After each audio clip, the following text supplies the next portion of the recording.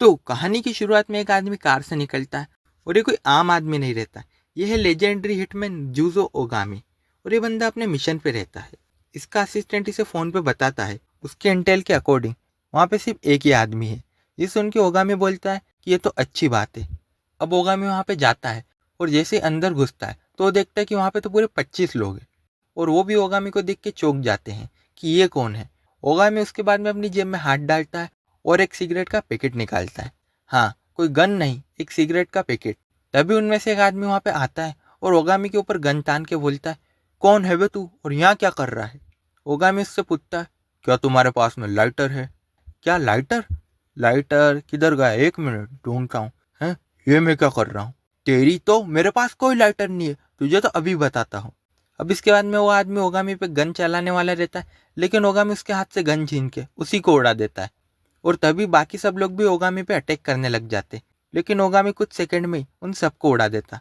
और उसके बाद में वो वहाँ से एक ब्रीफकेस लेता है और चले जाता है।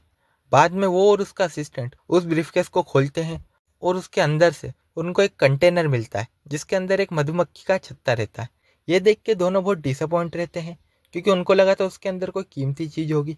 फिर इसके बाद में ओगामी उस कंटेनर को फेंक देता है और अपने घर चले जाता है।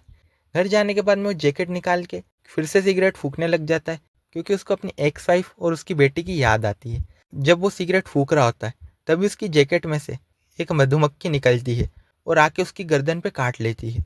और जैसे ही उसकी गर्दन पे काटती है ओगामी को बहुत तेज दर्द होने लग जाता है और फिर उसके बाद में वो वहीं बेहोश हो जाता है। अब जैसे ही ओगा की आंख खुलती है तो वो देखता है कि उसके सामने एक लेडी बैठी जो कि उसकी कंपनी की चीफ ऑफ साइंस है और उसकी एक्स वाइफ भी है।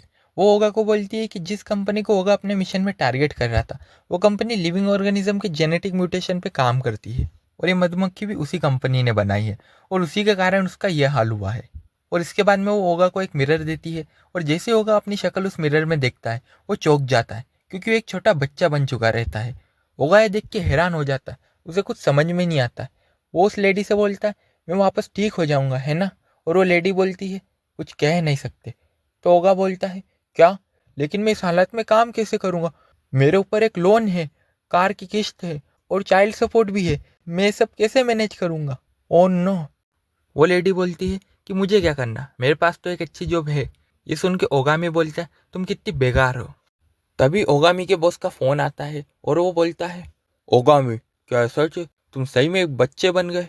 हाँ बॉस, ये सच है, लेकिन मैं इस हालत में भी काम कर सकता हूँ बॉस, मैं मिशन पे जा सकता हूँ।